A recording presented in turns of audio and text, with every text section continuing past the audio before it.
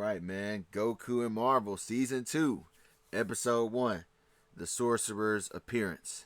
So let's get into it. The name Dimitri felt like a discarded skin, a label given by a mentor for a pup that had not yet found its own fangs. But Goku, that name resonated within his soul with the force of a thunderclap. It was a title roared by the people of Kunlun, not out of fear but out of respect. A name he had carved into history with his own fists and will. It was the culmination of Kraven's first and most crucial lesson. A hunter is defined by his prey, but a legend is defined by his name. To have earned a name in battle, to have it declared by an entire city meant the first foundational chapter of his life was complete. He was no longer just Kraven's apprentice or a feral child that was from the Savage Lands. He was Goku, the legend of Kunlun, a warrior who had faced the Demon King and lived to tell the tale. The weight of it settled on him, not as a burden, but as a challenge, a standard to live up to and surpass. His time in the mystical city was not spent idly. The monks, recognizing the vast untamed ocean of power that was within him, taught him to channel it. Chi was the language of the universe's energy, and Goku became a fluent but reckless speaker. He learned to feel the flow of this energy within his own body, to gather it in his palms, and to project it outward in a burst of devastating light. His first successful Kamehameha, a technique he learned from the ancient scroll of Roshi, I just decided to throw that in there, tore a canyon into the side of a distant mountain, the blue-white wave of energy roaring with the fury of his Saiyan spirit. It was raw, unrefined, and terrifyingly powerful, a dark contrast to the precise martial strikes of the Iron Fist. He could feel the potential for so much more, maybe flight, maybe enhanced speed, maybe extra durability. A whole new world of combat was opening up to him.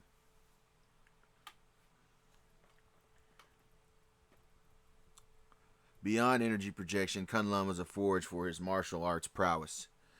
He immersed himself in their ancient combat forms, blending the lethal, efficient brutality taught by Kraven and Elektra with fluid, circular motions and precise strikes of Kunlun's masters. His vibranium power pole, given to him by Shuri, became an extension of his new philosophy. He learned to channel his burgeoning chi through the mystical metal, making it hum with energy. A simple extension strike could now carry a concussive blast along with it. A spinning deflection could create a barrier of force. He practiced forms for hours, the staff a red blur against the backdrop of the eternal mountains, seamlessly integrating techniques that used an opponent's strength against him with his own innate, overwhelming power that he had learned from Shang-Chi. He was becoming a complete fighter, merging the best of Earth's lethal arts with his otherworldly physiology. However, the revelation of Kunlun's temporal nature was a bitter pill to swallow. The Elder explained that the city existed on a different dimensional frequency, only phasing into alignment with Earth once every 11 years. For Goku, this wasn't a mystical wonder, it was a prison sentence. 11 years, the very thought was agonizing. The world outside was teeming with strong opponents. He had already faced the Panther, the Iron Man, the Wolverine, and the Spider, and new challenges were undoubtedly emerging. To be stuck here in this scene, an isolated paradise, while battles raged and legends were being made without him, was a quite unique form of torture for him.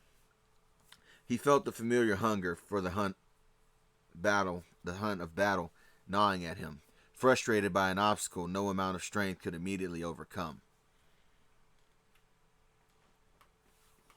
After 2 years, a restless stagnation set in. His daily routine, meditation, forms, sparring with Danny Rand, practicing chi control, though productive, became quite monotonous. He knew he was growing stronger, his control was becoming finer, but without a new worthy adversary to test these refinements against, it felt only academic. The fierce joy of the hunt was absent.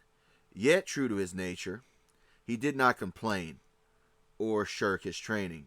Grumbling was for those who lacked the discipline to improve their situation. He threw himself into his work with renewed, quiet determination, treating each day as a necessary step to ensure that when he finally did escape, he would be a storm the outside world was utterly unprepared for. He couldn't wait. He would be ready. The monotony was shattered on one day that began like any other. While practicing high atop a palace roof, the very fabric of the air in the central plaza tore open with the sound like a shattering crystal. A shimmering golden portal of intricate design spun into existence, and from it stepped a man with a goatee and a flowing red cloak. His back to Goku. The energy emanating from the gateway was alien-like, nothing like the chi of Kunlun. It smelled of ozone and infinite possibility. A feral grin spread across Goku's face. This was new. This was different.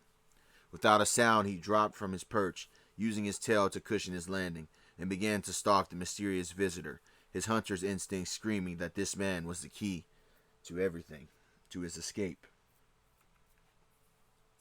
The man in the red cloak was Dr. Stephen Strange, Sorcerer Supreme.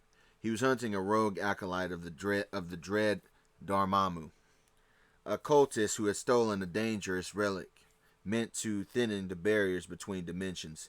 The cultist was cunning and desperate and insane as well, which is kind of, oxymoron, cunning and insane, but hey, had chosen Kunlun as his endpoint, believing its inherent mystical energy and isolation would amplify the ritual and cloak him from final pursuit.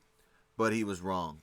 Strange had woven a tracing spell into the man's robes, a magical filament that led him directly to the hidden city's gates. As the cultist scurried through the ornate streets, believing himself safe, Strange followed him with the grim determination of a surgeon tracking a cancer, ready to excise it before it could infect this pristine realm and the other realms that were also in danger.